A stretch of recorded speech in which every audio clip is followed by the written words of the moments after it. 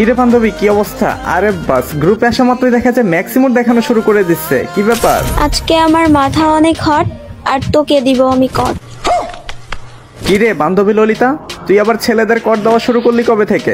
না না না, আজকে তো আমি কট দিব না, আজকে আমি আমার বয়ফ্রেন্ডের কাছে তোরে কট খাওয়াব। ও আচ্ছা আচ্ছা, আমি তো আবার ভয় পেয়ে গেছি যে তুই আমাকে কর দিবি। কত ছেলেদের জীবনে কট দিয়ে আসলাম রে, পারলাম না শুধু তোর এই কট দিতে। আমাকে কর দেওয়ার স্বপ্ন আপনার স্বপ্নই থেকে যাবে, কখনো পূরণ হবে না। গেমিং হাসিবকে কর দেওয়া এতটাও সহজ না। আরে ভাই, আমি পারবো না দেখাই তো এবার একটা বড়লোক বয়ফ্রেন্ড জোটাইছি।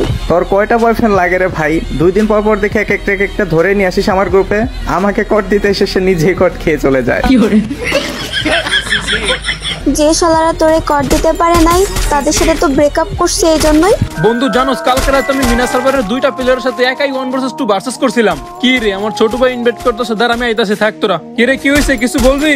ওমর ভাই, আমার মাথা মুথা ফুল গরম হয়ে আছে ভাই। কেন, তোরা আবার কি হইছে? গেরি নাকি তোর বান্ডিল দেয় নাই, ডায়মন্ড বেশি খেয়ে লিছে? আরে ভাই, ডায়মন্ড খাইলেও তো একটা কথা আছিল, কিন্তু যেই কাহিনী হইছে ওইটা আপনি শুনলে আপনার মাথা গরম হয়ে যাবে। মানে কি হইছে রে ছোট, তাড়াতাড়ি বল আমারে। আরে ভাই, 2টা ইউটিউবার আছে বুঝছেন, যারা তারা ধরে ধরে কাস্টম চ্যালেঞ্জ দেয় আর কথায় কথায় সবাই অপমান করে। তো করলে করে, হেরা করে, তোর সমস্যা কি? আরে ওমর ভাই, ওর অপমানটা আমারও করছে, যার কারণে আমার মাথাটা এখন গরম হয়ে আছে। তুই কি ওদেরকে বলস না যে তুই আমার ছোট ভাই? বলছি ভাই, বলার পরে আপনারও অপমান করছে ওরা। এক্ষুনি ওদের গ্রুপে যে আমার ইনভাইট দিবি, তাড়াতাড়ি যা।